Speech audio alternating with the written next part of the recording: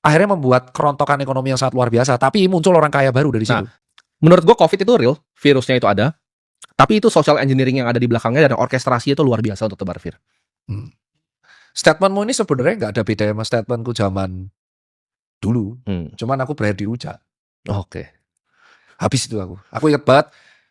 COVID-nya itu ada, jelas. Ya. Pandeminya itu ada, itu jelas. Dan aku masih ingat banget videonya itu masih beredar bahwa solusi saat itu adalah kalau misalkan COVID itu masuk di lingkungannya masih kecil, itu bisa di lockdown.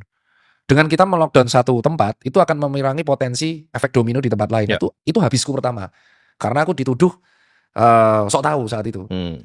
Nggak kita akuin lah. Kalau misal kita masuk nih satu daerah ini kita lockdown, dia nggak akan nyebar kan. Ya. That's it. Tapi faktanya kan nggak.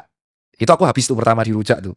Yang kedua adalah ketika aku mengatakan bahwa reaksi kita itu paniknya memang luar biasa berlebihan.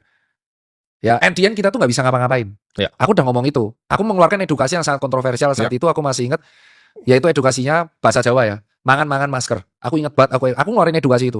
Ya kita tuh solusinya mangan masker. Makan masker. Aku tuh diketawain ngeluarin edukasi itu.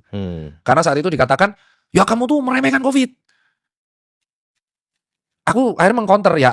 Kita bisa ngapain? Saat itu vaksin belum keluar. Ya. Terus kita di dalam rumah nggak ngapa-ngapain.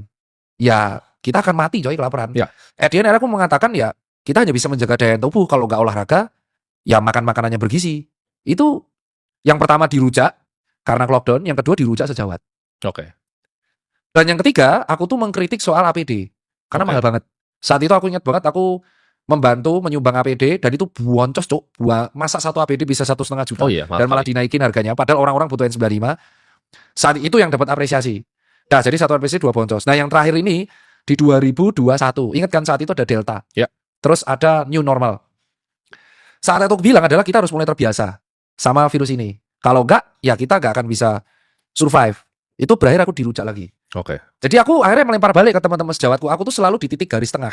Oke. Garis tengah itu adalah kita tuh kan negara dengan jumlah penduduk yang sangat besar. Dan kita itu kan mobilitasnya tinggi. Jadi kita tidak bisa itu saat itu kalau kita pure social distancing. Jadi akhirnya orkestrasi itu ya virusnya ada, kepanikannya ada, tapi memang itu akhirnya membuat kerontokan ekonomi yang sangat luar biasa. Tapi muncul orang kaya baru dari situ.